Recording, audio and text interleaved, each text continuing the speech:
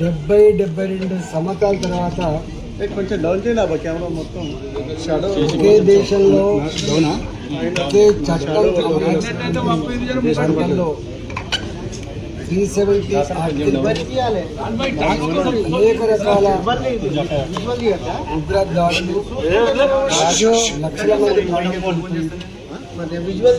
రాజు 370 article రద్దు చేయబడి Jammu and Kashmir ముమ్మాటికి భారత్లో భాగమేనని కన్నెత్తి చూడడానికి వీలేదని చెప్పి హెచ్చరిక చేసినటువంటి నాయకుడు మోడీ గారు గత కొన్ని సంవత్సరాలుగా స్వేచ్ఛ స్వతంత్రం అన్నిటికీ మిక్కిలి స్విట్జర్లాండ్ లాంటి ప్రాంతం కాబట్టి ప్రపంచంలో అతి సుందరమైన గొప్ప ప్రకృతి సంపదతో పెరుగుతున్న ప్రాంతంలో భారతదేశ వ్యాప్తంగా ఇప్పుడిప్పుడే అక్కడ టూరిస్టులు పోవడం, అక్కడ భారత ప్రజానికం గర్వపడడం చూస్తూ ఉంటే దాన్ని ఓర్చుకోలేని టెర్రరిస్టులు, దేశ విద్రోహులు ఇవాళ అక్కడ రక్తపాతాన్ని చెల్లించారు.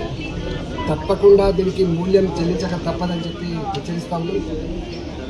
భారతదేశం సహనాన్ని, ఓపికని పరీక్షించే ప్రయత్నం చేస్తే రాబోయే కాలంలో ఏం జరుగుతుందో చవి చూడాల్సి వస్తుందని చెప్పి దొంగచాటుగా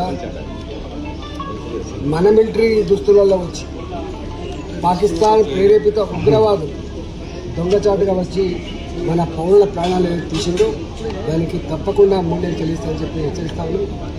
నిన్న జరిగినటువంటి ఘటన భారత ప్రజానికం గుండెలను గాయపరుస్తూ ఉంది, ఇలా ఆవేశం రగిలిపోతూ ఉంది. తప్పకుండా భారత జాతి సందర్భంగా వాళ్ళకు పూర్తిగా నివాళులర్పిస్తూ వాళ్ళు చిందించిన రక్తం వృధా పోదని చెప్పి భావిస్తూ భారతీయ జనతా పార్టీ కేంద్ర ప్రభుత్వం దీన్ని తప్పకుండా ఎదుర్కొని తీరుతుందని చెప్పి తెలియజేస్తాను.